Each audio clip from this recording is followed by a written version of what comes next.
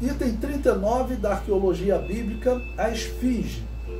Sua edificação atualmente é atribuída a Djedefré. E é importante, no tópico anterior, eu falei que os arqueólogos dizem que Djedefré teria sido o primeiro homem a reivindicar a adoração, se identificar como Deus Sol, tá ok? E a construção dessa esfinge, ela também indica essa crença dele de que ele era Deus, tá bom? Bom, eu coloquei aí uma citação de um artigo que saiu na Folha, que é interessante. Tem um link aí completo para vocês poderem ler esse artigo. Ele diz o seguinte: após pesquisas, as pirâmides da planície de Gizé é o local onde ficam essas três grandes pirâmides, né? Onde fica a pirâmide de Khufu ou a pirâmide de Quéops. As pirâmides da planície de Gizé e sua guardiã meio humana, né, que é a esfinge, meio animal, por 20 anos, Vácio Dobrev, um franco-búlgaro, trabalhando para o Instituto Arqueológico Francês do Cairo, concluiu que a esfinge foi trabalho de um faraó quase totalmente esquecido. Quem é? Que é esse faraó, Djedefré. Ele prossegue: há muitos anos acredita-se que Khafre, um rei da quarta dinastia, cuja tumba piramidal se localiza atrás da esfinge, tenha construído um monumento à sua própria imagem. Mas Dobrev acredita que a esfinge foi de fato criada mais de 4.500 anos atrás por Djedefré, meio-irmão de Khafre e filho de Khufu, Quéops, o construtor da grande pirâmide de Gizé. Quando Khufu morreu, o povo do Egito Antigo estava enfadado após décadas e décadas de construção de pirâmides, argumenta Dobrev.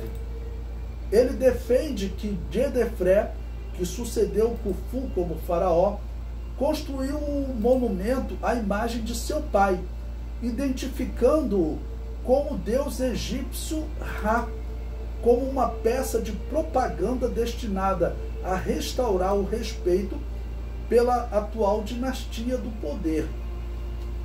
Então, interessante, eu vou comentar mais abaixo, que a esfinge, se você observar, ela tem corpo de leão e rosto de homem.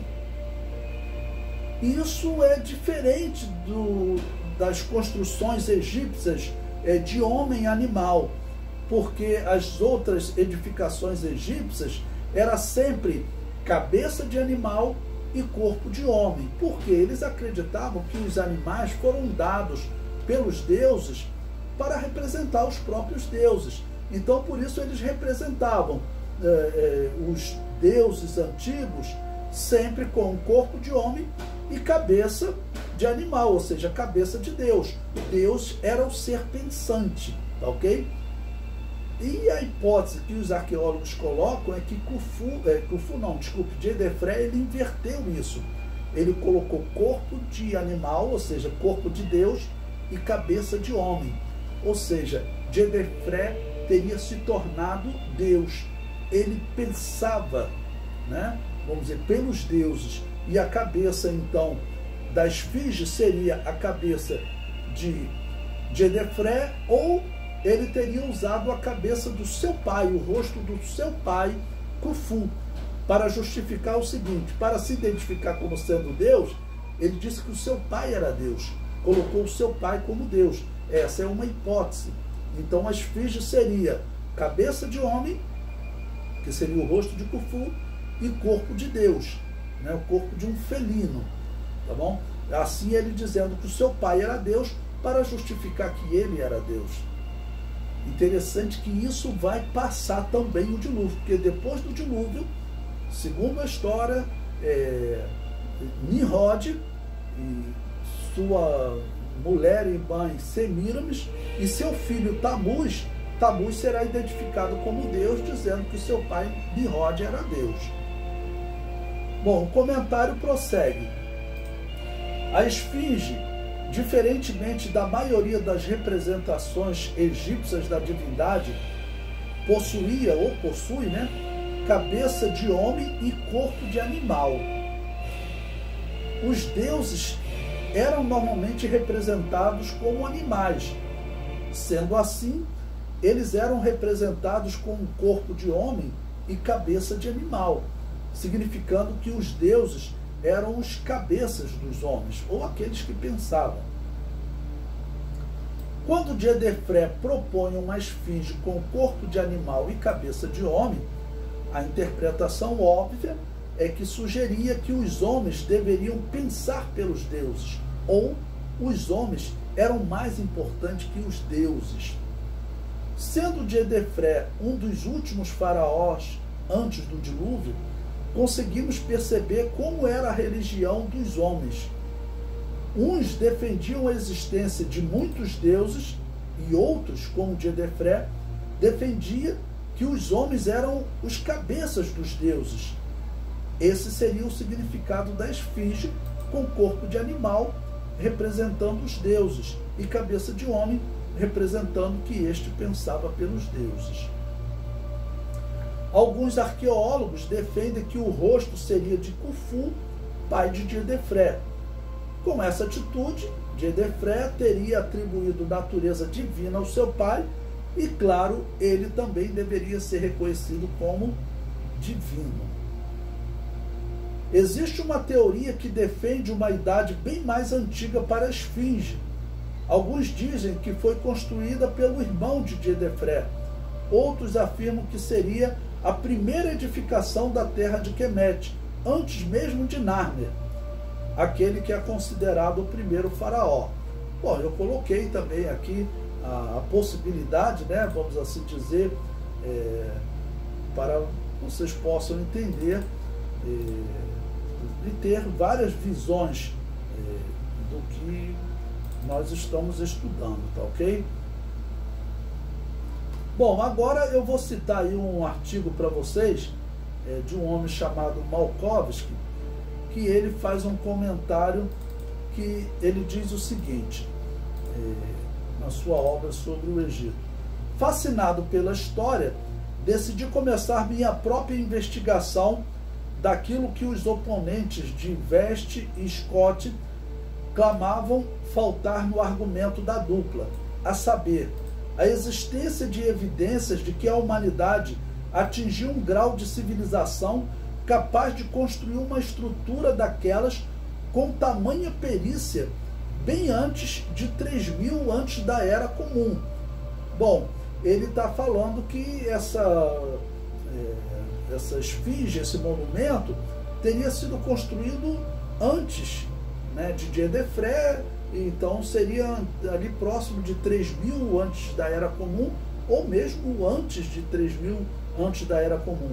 Essa sigla que vocês estão vendo aí, AEC, normalmente os judeus ou outros historiadores, eles não gostam de usar o termo antes de Cristo. Os judeus não gostam, principalmente. Então, os livros judaicos, normalmente eles usam AEC, representando antes da Era Comum, ou seja, para os judeus, e essa era que nós chamamos de Era Cristã, eles chamam de Era Comum, tá bom? Então, o que nós chamamos de antes de Cristo, para eles é antes da Era Comum. E o que nós chamamos de depois de Cristo, eles chamam de Era Comum. Eu comento aí, o comentário prossegue. 3000 antes da Era Comum significa 3000 AEC significa 3000 antes da Era Comum. É uma linguagem muito usada nos escritos judaicos e equivale a 3000 antes de Cristo, Ou seja, nesse caso a referência em termos de calendário é a mesma. Os faraós eram adorados quando morriam. Segundo a mitologia egípcia, com a morte, eles se tornavam deuses, iriam habitar entre as estrelas. O primeiro nessa mitologia é chamado de Osíris, que seria o primeiro homem a se tornar Deus. Osíris é o fundador da terra de Quemete com seu filho Horus. Uma história muito parecida com a história de Caim e seu filho Enoque. Jedefré parece ser o primeiro homem a exigir adoração em vida. Não? Isso aconteceu cerca de 150 anos antes do dilúvio. É muito significativo, dá para nós entendermos que os homens estavam vivendo, reivindicando adoração para si, e entre os deuses que eles adoravam, um dos principais, ou o principal, era a serpente. Né? Se você observar nos achados arqueológicos, nos desenhos dos egípcios, vocês vão verificar que eles normalmente traziam uma lâmina, né, na testa, e na frente dessa lâmina tinha uma serpente, né? Ou seja, com uma serpente ali em destaque na cabeça dos homens, como algo que pensava pelos homens. Eu coloquei aí para vocês também uma imagem da pirâmide, ou desculpe, da esfinge, ok?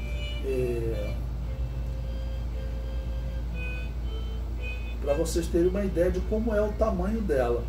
E no item 40 do material didático eu continuo falando sobre a esfinge, e eu coloquei como tópico sinais do dilúvio na esfinge. O comentário diz: os arqueólogos John Anthony West e Robert Scott ganharam notoriedade pelo desenvolvimento da teoria que propõe sinais de erosão por enchente na esfinge. É claro que eles nunca vão falar de dilúvio, eles não querem acreditar no dilúvio bíblico, e a ciência, ela realmente quer trabalhar contra a Bíblia. Nesse sentido, a ciência, podemos observar isso, ela não trabalha pela verdade, ela trabalha contra a Bíblia. Se ela perceber que a verdade está chegando na Bíblia, ela procura outro caminho, tá bom? Mas eles falam que existe sinais de erosão por enchente na esfinge. Bom, nós vimos que a esfinge, ela foi construída antes do dilúvio, tá ok? Independente aí da variação de datas, ela foi construída cerca de 150, 200 anos antes do dilúvio. Então veja o artigo desses retratando sobre esses arqueólogos. Ele diz: John Anthony West ganhou notoriedade ao aparecer no documento da NBC O Mistério da Esfinge, de 1993, que deu destaque a seu trabalho com o geólogo Robert Scott, professor associado de Ciências Naturais da Universidade de Boston. O trabalho de ambos, aceito por associações internacionais de geólogos, aponta que marcas verticais de erosão na esfinge de Gizé só poderiam ter sido causadas por fortes chuvas ao longo de um grande período de tempo. Ou seja, uma forte chuva num monumento que foi construído cerca de 200 anos antes do dilúvio. Então essa é uma evidência também do dilúvio. O comentário diz: como os arqueólogos atribuem à esfinge a data de 2450 a.C., concluímos que ela foi edificada antes do dilúvio. As observações dos geólogos servem de evidência da existência do dilúvio bíblico. Isso é interessantíssimo. Eu coloquei uma outra imagem aí para vocês, um desenho, né, retratando a esfinge como ela era em 1850 a.C., ou desculpa, 1850 da era cristã. Ela estava soterrada, e alguns dizem que ela estava soterrada até o pescoço, tá bom? Depois eu vou mostrar uma outra imagem dela soterrada até o pescoço, ou seja, na época que Napoleão teria ido ao Egito, ela ainda estaria soterrada. Ela só teria sido desenterrada e você poder ver até os pés dela, como na figura que eu mostrei anterior, se você ver a foto da esfinge, onde você vê os pés do felino bem à frente, né? Isso aí teria ocorrido recentemente. Bom, eu coloquei aí um outro artigo, tá bom? Exatamente comentando sobre o trabalho desse Robert Scuti, e bem interessante. Veja o que ele diz. A esfinge mostrou um pouco de erosão pelo vento, particularmente na cabeça e na parte superior das costas, que se situam sobre o nível do solo do Planalto. Entretanto, a esfinge também mostra um óbvio e extenso desgaste provocado por precipitação. Rocha corroída pela chuva tem uma superfície ondulante, exibindo frequentemente fendas verticais bem visíveis. Esse tipo de erosão está bem desenvolvido e proeminente no corpo da esfinge e dentro da área que a cerca, onde o desgaste alcança de 1 a 2 metros de profundidade abaixo da superfície. Bom, tá aí o artigo para vocês poderem ver. Eu coloquei também uma foto depois para vocês poderem ver da esfinge coberta até o pescoço, tá ok? Se você retornar na foto anterior, a foto que tem como um pôr do sol, você vai poder ver abaixo do rosto da pirâmide, você vai poder ver umas linhas de desgaste, tá ok? Assim, de vários níveis de desgaste, como se tivesse uma água, como água do oceano, batendo nessa região, e aí teria feito esses desníveis, né? Ou seja, essas marcações provavelmente ocorreram pelo dilúvio. E o fato da esfinge ter ficado coberta, ter sido coberta até o pescoço, é uma possibilidade também de que a água do dilúvio acabou causando trazendo esses detritos, né, e cobrindo os pés da esfinge. Isso, ela só vai ser desenterrada já agora próximo do ano dos anos 1900, que ela vai ser desenterrada, né? Então é um outro fato bem interessante. Eu vejo tudo isso como uma comprovação da Bíblia como história.